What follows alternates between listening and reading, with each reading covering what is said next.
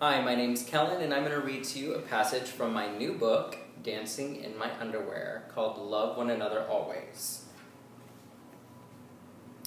I had to leave Berlin at 5 in the morning to make my 7:30 flight and soon found myself once again schlepping my bags across the cobblestone streets of an ancient European city. It was cold and still dark outside. Getting any sunlight in Northern Europe in November is a rarity. I was exhausted and there weren't any taxis in sight. But I pressed forward in the direction of Tegel Airport and was determined to walk until I found a taxi or a train that could halt my overexertion. Suddenly, at nearly 6 in the morning, I saw Christmas lights and heard loud music.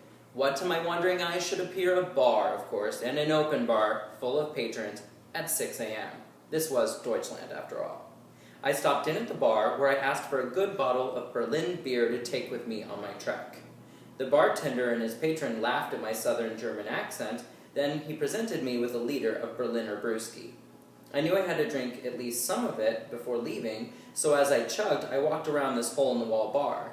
To my amusement, this place had a back room with couches plus shelves and shelves of DVDs on the wall like someone's living room. Customers were actually able to pick out a movie, chill back there, and watch films while they drank. I thought this was such a cool concept, how very Berlin. In Germany, you're allowed to drink anywhere, on the streets, in line at the bank, in the parks, picking up your kids from school, on the train, etc. I set my shoes to the bar and began walking again, with beer in one hand and suitcase in the other, and continued in the direction of the airport. Ach, Berlin, ich liebe dich. I eventually caught a taxi and brought my beer in the car with me as it was only half finished. Waste nicht, want nicht. I got to the airport pretty bombed from the 40 I just pounded in the cab and headed to the ticket counter.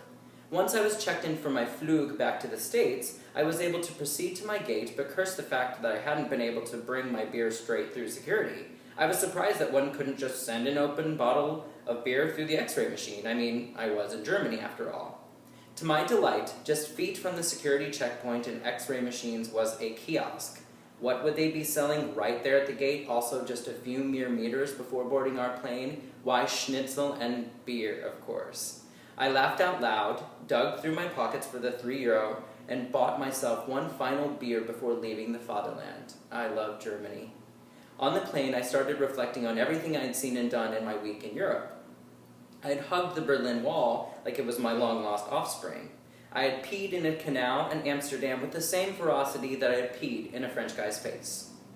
I had explored German palaces and walked in Anne Frank's shoes. I had made friends that would last a lifetime.